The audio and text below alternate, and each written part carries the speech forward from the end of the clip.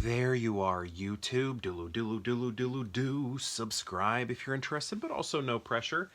What do you say we go to my movie collection behind me, pick out 3 movies at random, and then rank those movies based on whatever criteria we come up with. I'll rank them here in the video, but if you'd like to rank them in the comments below, please feel free to do so. Let's get to picking some cinema. Do you still call it cinema when you're talking about physical media, or do you just call it movies? Movies. Let's get to picking some movies. Whoa. Moonin'. Am I mooning everybody? What's going on there? Maybe we'll do that. Maybe we'll also do... I don't know. I feel like whatever that was is probably something I grab a lot. So let's do this then. And then let's drop it down. Loosen the tie. Loosen the tie. Cool. Alright. Oh, love it.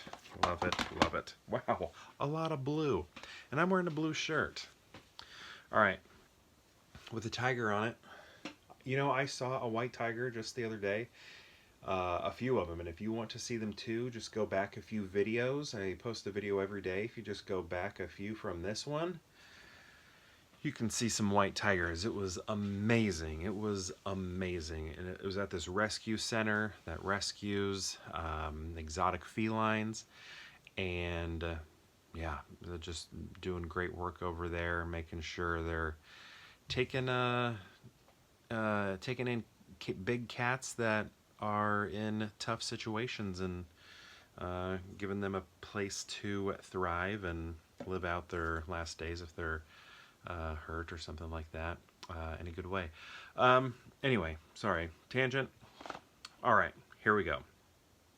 First off, we have Pleasantville. I really like this movie, although this movie also doesn't make a lot of sense. Like after you've watched it a few times, you're like, huh, wait a second, because it's like you change color when you change, right? When something about you in this world, so it's like, you know, think of like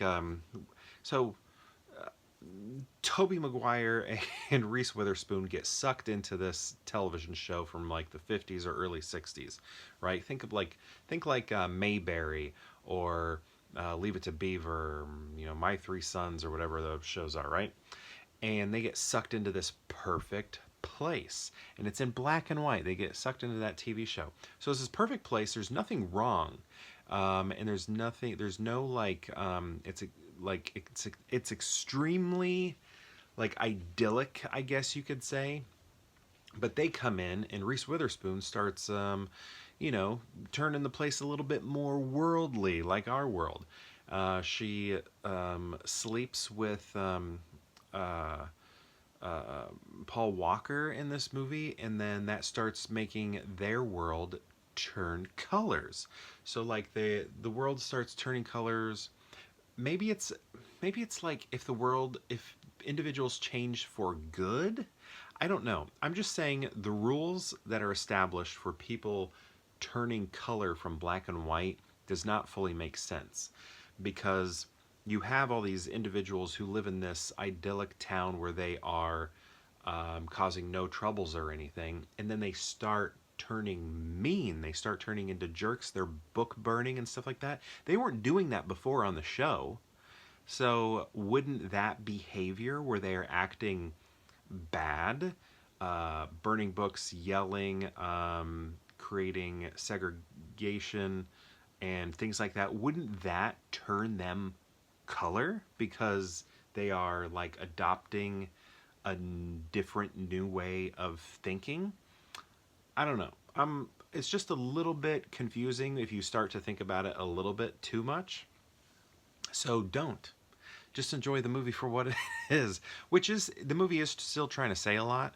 And I don't know. I guess I feel like I get it, but also when I see these people doing these awful, horrendous things, I think that should also change their color, because they wouldn't normally be acting that way when the television show is the television show. They were acting in a more perfect way. So I guess maybe if you want to turn color, you have to act in a good way, but is it necessarily good, or is it just new or good, but not bad, I guess. I don't know. Anyway, great movie. I love it. I used to watch it all the time. Next we have Cold Mountain. I feel like I pulled this one a lot, but it's okay.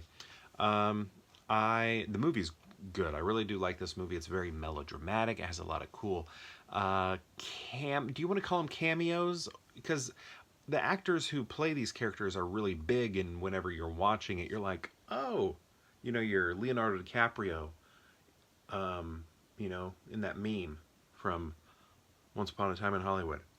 Right there. You're doing that through this movie because you just keep seeing people who are very famous, but you're seeing them in like smaller roles. So it's like they almost feel like cameos, but they're also like supportive, because it's along a journey, right? So you're stopping and seeing these people on a journey, but because of their star status, it's almost like, oh look, a cameo. It's less like you're seeing a character and more like you're seeing the actor in a way. Even though they do great jobs, you're just like watching, and you're like, oh dang, Philip Seymour Hoffman, what's up, man? And then you're like, oh, Natalie Portman, what's going on? You're sort of doing that. Oh, Jack White, right there, hello. So, all right, next we have, if you build it, he will come. If you build it, they will. Is it both? He and they? He referring to his father, they referring to the crowds, right? I've been to the Field of Dreams. Was I vlogging yet? I don't think I was vlogging yet, so I don't have that on camera. But I went to the Field of Dreams, me, my wife, and our friend Tracy, who sometimes shows up in videos. She'll probably be popping up again around October for movie reviews and stuff like that. But anyway, it's a cool place, and they've updated it a lot because I've seen other people post about it. And it's very different than when it was the last time I was there. It seems like it's only gotten better. Like when I was there, like the souvenirs were like poker chips that said Field of Dreams. What? Where's the connection? I don't understand that. So now I guess looks like the merch that they have is much better now, but it's really cool. This movie's really good. This was nominated for Best Picture, if I remember correctly, and it did not win.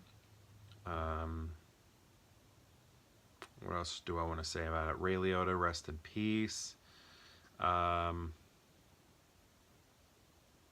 Madigan, she's great. She that's it. She's Ed Harris's wife. She's married to Ed Harris. Ed Harris is her husband, and they work together quite a bit, right?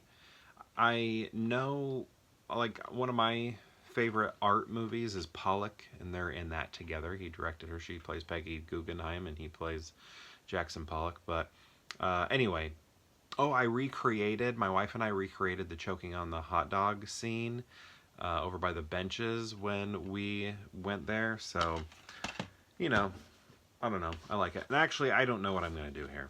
Actually, I probably do. I think what I'm going to do, even though this movie has